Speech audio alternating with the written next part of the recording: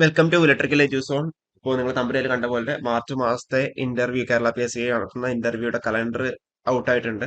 അപ്പോൾ മാർച്ച് മാസം ഏതൊക്കെ പോസ്റ്റിനാണ് ഇന്റർവ്യൂ ഉള്ളതെന്നില്ലാരും നമുക്ക് നോക്കാം. നമുക്ക് മെയിൻ ആയിട്ട് ഇപ്പോൾ വർക്ക്ഷോപ്പ് ഇൻസ്ട്രക്ടറും അതേപോലെ KSEB ആണ് ഷോർട്ട് ലിസ്റ്റ് വന്നിട്ടുള്ളത് അല്ലേ. അതേപോലെ ലെക്ചറിൻ പോളിയും വന്നിട്ടുണ്ടല്ലേ. ഓക്കെ, ലെക്ചറിൻ പോളിയുടെ ഷോർട്ട് ലിസ്റ്റ് വന്നിട്ടുണ്ട്. അപ്പോൾ ഈ മൂന്ന് പോസ്റ്റിന് ഏതൊക്കെയാണ് ഇന്റർവ്യൂ ഉള്ളതെന്നൊക്കെ നമുക്ക് എന്താ നോക്കാം.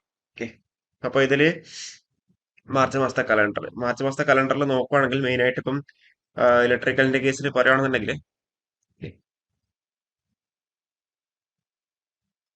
ഓക്കെ, വർക്ക്ഷോപ്പ് ഇൻസ്ട്രക്ടർ ആണ് മെയിൻ ആയിട്ട് അവർ പറഞ്ഞത്. അപ്പോൾ KSEB എയും അതേപോലെ എന്താ ലക്ഷ്മി ബോർഡിൽ നിന്ന് മാർച്ച് മാസം ഇന്റർവ്യൂ ഇല്ലാതെ നമുക്ക് കൺഫേം ആക്കാം. അപ്പോൾ ഈ വർക്ക്ഷോപ്പ് ഇൻസ്ട്രക്ടർ കേസിൽ എത്ര വേക്കൻസി ആണ്, അതേപോലെ എത്രയാണ് കട്ട് ഓഫ് എന്നിലായിരിക്കും നമുക്ക് നോക്കാം. ഇത് 18/12 വന്ന ഒരു ലിസ്റ്റ് ആണല്ലോ, ഷോർട്ട് ലിസ്റ്റ് 18/12 വന്നിട്ടുള്ളത്.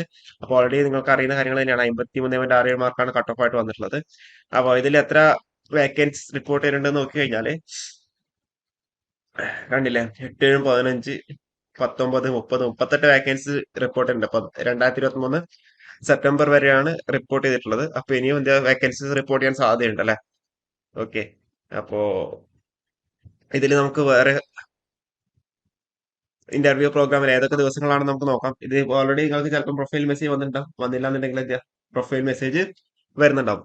അപ്പൊ ഇതിൽ 20-ാം തീയതിയാണ് സ്റ്റാർട്ട് ചെയ്യുന്നത്. 20-ാം തീയതി രാവിലെ ഉണ്ട്, അതേപോലെ ഉച്ചക്കും ഉണ്ട്. ഒരു ബോർഡ് വെച്ചിട്ട് മാത്രമേ ഉള്ളൂ. പിന്നെയുള്ളത് 21-നാണ്. 21-ാം തീയതി രാവിലെ ഉണ്ട്, അതേപോലെ എന്താ ഉച്ചക്കും ഉണ്ട്. അതൊക്കെ ഓരോ ബോർഡ് വെച്ചിട്ട് മാത്രമേ ഉള്ളൂ. 22-ാം തീയതി നമുക്ക് സബ് എഞ്ചിനീയർ ഒക്കെ ആകുമ്പോൾ എത്ര കുറെ ബോർഡ് വെച്ചിട്ടുണ്ടായിരുന്നല്ലേ. പക്ഷെ ഇതിലൊന്നും നമ്പർ ഓഫ് ഷോർട്ട് ലിസ്റ്റ് ചെയ്ത ആൾക്കാരുടെ എണ്ണം എന്താ കുറവായതുകൊണ്ട് സ്വാഭാവികമായിട്ട് എന്താ ഒരു ബോർഡൊക്കെ വെച്ചിട്ട് മാത്രമേ ഉള്ളൂ. ചില ദിവസങ്ങളിൽ മാത്രമാണ് രണ്ട് ബോർഡ് വെച്ചിട്ടുള്ളത്. 25-ാം തീയതി ഒക്കെ രണ്ട് പാനൽ ഉണ്ട്. ഓക്കെ, 25-ാം തീയതി രാവിലെയും അവർ ഉച്ചക്കും രണ്ട് പാനൽ വെച്ചിട്ട് തന്നെ ഉണ്ട്. പിന്നെ 26-ാം തീയതി ഉണ്ട്. ഓക്കെ, 26-ാം തീയതി ഒക്കെ ഒരു പാനൽ വെച്ചിട്ട് മാത്രമേ ഉള്ളൂ. പിന്നെ 27-ാം തീയതി ഉണ്ട്. 27-ാം തീയതി ആഫ്റ്റർനൂണോടുകൂടി എന്താ നമ്മൾ ഈ സെഷൻ ഇന്റർവ്യൂയുടെ സെഷൻ എന്താ കംപ്ലീറ്റ് ആവും. കാരണം വെച്ചാൽ ഇവിടെ ബാലൻസ് നിൽ എന്ന് പറഞ്ഞ് കാണിച്ചു അല്ലെ. അപ്പോൾ 27-ാം തീയതി മാർച്ച് 27-നാണ് ലാസ്റ്റ് ഇന്റർവ്യൂ ഉള്ളത്.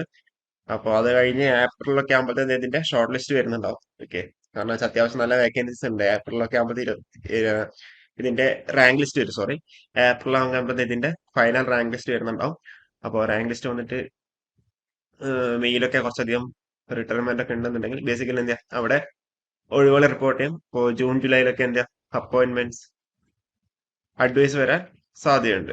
ഓക്കെ, അപ്പോ ജൂൺ ജൂലൈ ഒക്കെ ആകുമ്പോഴത്തേക്ക് ഓക്കെ. അപ്പോ ചെറിയ വീഡിയോ ആണ്. നമുക്ക് ഒരു വീഡിയോ നമുക്കിവിടെ വൈൻഡപ്പ് ചെയ്യാം. അപ്പോൾ എല്ലാവരും നന്നായിട്ട് എന്താ ഇന്റർവ്യൂവിന് വേണ്ടി പ്രിപ്പയർ ചെയ്യാം. Okay, thank you.